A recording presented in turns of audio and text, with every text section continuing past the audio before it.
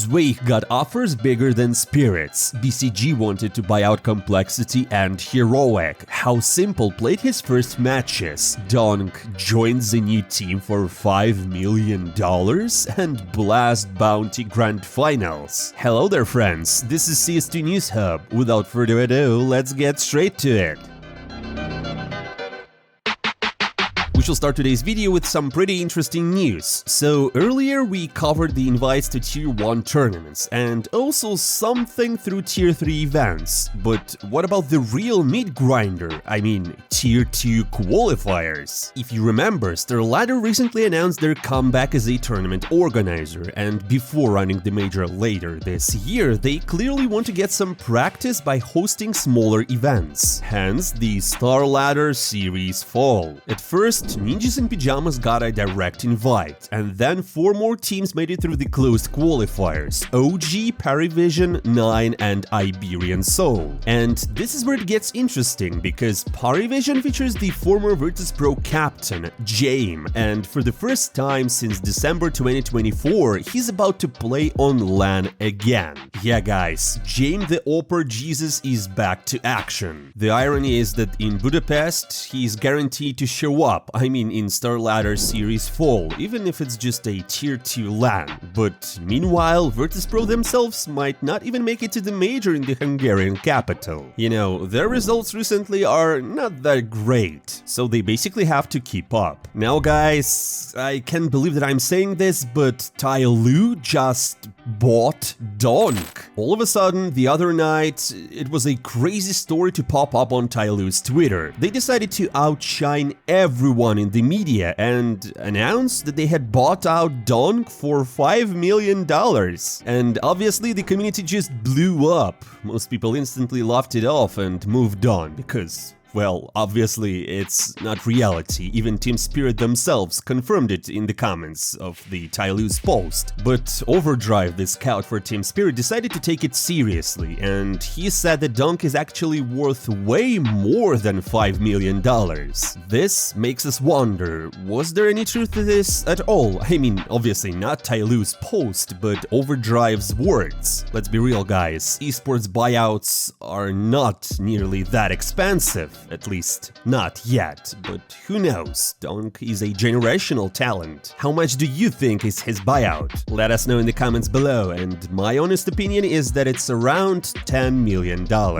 Hey guys, before we jump to the next news, let me just take a minute to tell you about our friends at Force-Drop. They're one of the oldest and most trusted case opening websites out there. These guys have been in the game for over 9 years. Whether you're into free cases, super cheap ones, or rare and risky drops, they've got it all. There are also tons of game modes to check out, battles, contracts, and my personal favorite, Upgrade, where you can turn a basic skin into a knife. They also run constant giveaways for those who deposit, with some seriously juicy prizes up for grabs. Plenty of deposit options too, including crypto. And if you use crypto, you will get an extra 3% bonus. And here's the best part, we've got an exclusive promo code for you, News Hub. Enter it on the site or just click the link in the pinned comment, and you will get a 40% bonus to your deposit, top-tier drops, and instant cash outs. That's what Force Drop is about. Check it out and see for yourself.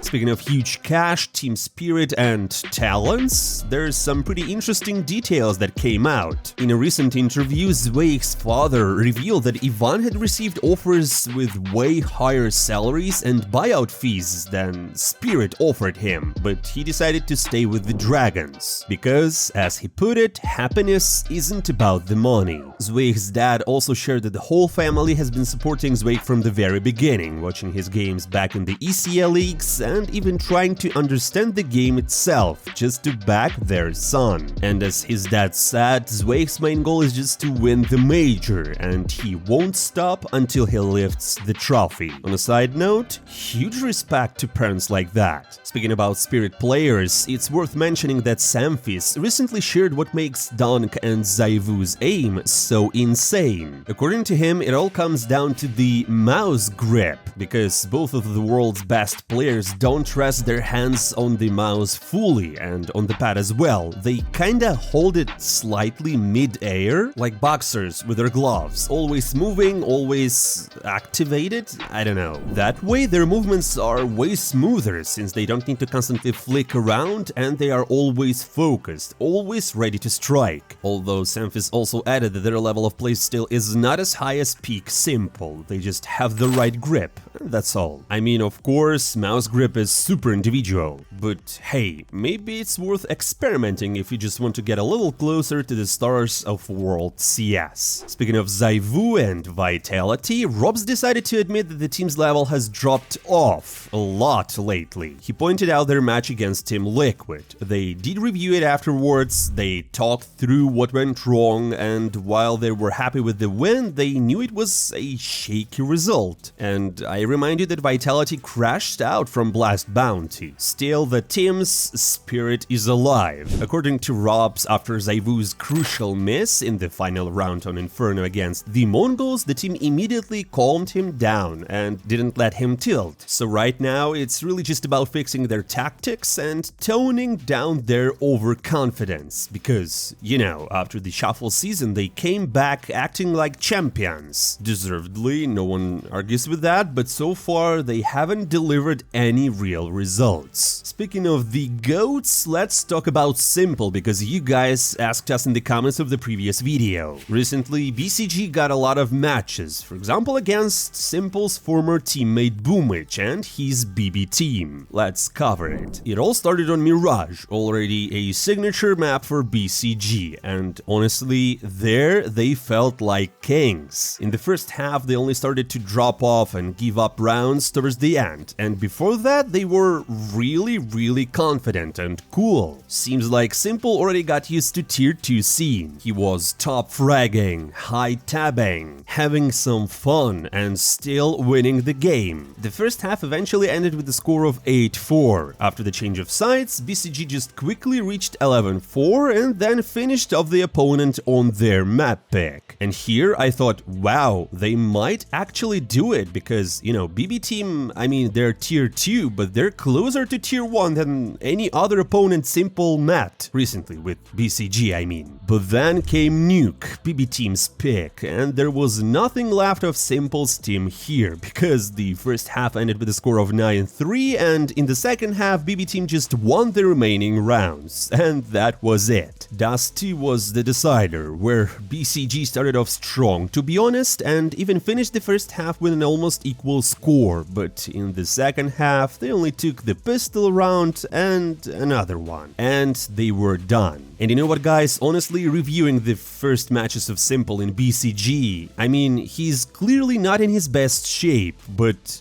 he's also the best player in BCG right now, no doubt. So if they manage to strengthen the roster with new players, perhaps Simple will return to tier 1 faster, at least to tier 1.5. Speaking of BCG, we just have to mention what recent details emerged about who they could buy out. First, it's worth recalling that after Simple joined, there were rumors that BCG would sign a trio from some unknown team. Overdrive dropped the inside, but then he cancelled his own words. Anyways, now we kinda know another insight about who BCG wanted to sign. As it turns out, initially BCG as well as Passion UA were interested in buying out at least 3 players from Complexity. Basically, they were going to do this because of the additional rating points. But according to rumors, it seems that BCG just dropped this idea, while Passion UA will try to stick to it and sign Complexity players. And it's kinda obvious, because they would like to play with their ex-coach. Meanwhile, just a little later, a close friend of Simple shared another piece of information, saying that BCG planned to buy out a trio from Heroic, including Tenier, but it seemed that the deal fell through because Spirit were there earlier. It seems seems that money can't buy you everything, can it? Speaking of insights, we just have to mention the information from HLTV's Striker, who decided to tell us about why ZONT1X was kicked from Team Spirit. Striker claims that he knows the reason why Miroslav will leave the team, but he will not reveal it until the end of EWC. Most likely this is due to some personal reasons, and not to his performance within the game, since at Blast Bounty he showed himself much better than at any other tournament in 2025. Spoiler alert. There are also rumors that the Ukrainian government is refusing to give ZONT1X a Ukrainian passport because he basically plays for a Russian team, but that's just rumors, I guess? I hope, at least. Speaking of roster changes, we couldn't ignore Faze Clan and Team Liquid. As we previously reported, they wanted to swap back their players. You know, Twistzz coming back to Faze and Elish going home to Liquid. But now, according to new, fresh rumors, Faze Clan have already started to negotiate with Liquid, and they are offering to give away Elish. But the thing is, Liquid are adamant, and they immediately made it clear that they are not going to give away the Canadian. Turns out it's just Faze Clan's problems now. Let's recall that earlier Team Liquid took the Canadian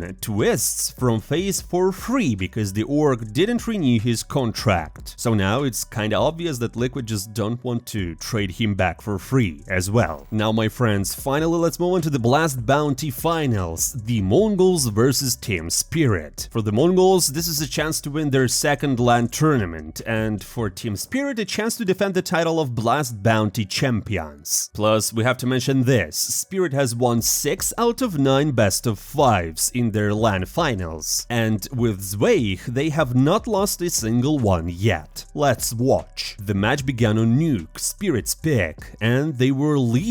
They won the first 3 rounds. Chopper was in the spotlight after a knife kill in the pistol round. We need to fight this right now. Can take his time, even go for a knife kill if he'd like to. Yep. All right.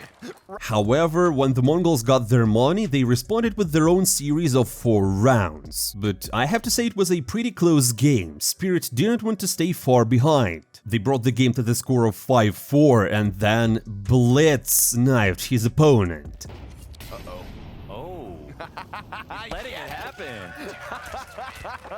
This is how that Aurora comeback was fueled by the Mongols. I love that. I mean, 2 knife frags in 1 half? Wow, nice entertainment. As a result, the first half, thanks to the fact that Spirit pulled themselves together at the end, ended in their favor with a score of 7-5. After the side switch, the Dragons' dominance only increased and they won the first 4 rounds. Soon, they reached the map point and Mongols didn't give up. They started to come back, and at some point the score was 12-11. Spirit's players' nerves began to give in. Although in the last round, Donk decided to do everything to win, and I guess that's just his daily routine. He just blasted through the molly, through the flames, he got some damage, but then he took down 3 opponents. I mean, what can you do? Map 2, Mirage, the Mongols pick. Here, everything started again with the dominance of Spirit. They won the first 4 rounds, but then the Mongols apparently remembered that they themselves picked this map, and they won 6 in a row. Spirit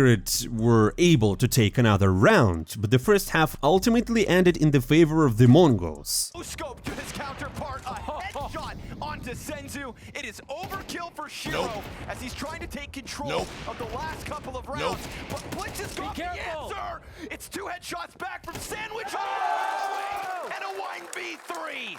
Blitz knows no bounds. After the side switch, Spirit began to take round after round, series after series. But the Mongols didn't lag behind. They took single rounds here and there. And for example, at 9-11, Blitz decided to knife Shiro, his second such frag throughout the finals. Double kill from him and already a player on ramp. Blitz with the knife out again. What kind of madman? The game went to overtimes, but there the Dragons were stronger. They gave the opponent only 1 round and closed the second map. Impasse. Donk is ready to end Mirage despite your best efforts, despite your attempts on Mirage. They will not fall like Vitality did. Team Spirit a 2-0 start in this best of 5. Ancient, another signature of Team Spirit, was the third map. Here, the Dragons felt the most confident, I should say. At first, they reached the score of 5-1 without any problems. Then the Mongols decided to come back, but Spirit took the round with only pistols. And eventually, they finished the half with a score of 8-4. After the change of sides, the situation was basically the same. Spirit again gave one round away to the opponent and simply took the finals. With Mzinho's bomb dropped out in the open, ZywOo, from not a position he's too proud of, not finding his game in this grand finals, the final player to fall. Back-to-back champions in 2025, from Cologne to Malta, from Bounty 1 to Bounty 2, and an onboarding process criticized. On one hand, nothing really surprising because Spirit are in their prime. On the other hand, kinda sad for the Mongols, they didn't took even one map. And you know what, guys? ZONT1X raised the trophy, perhaps his last trophy for Team Spirit.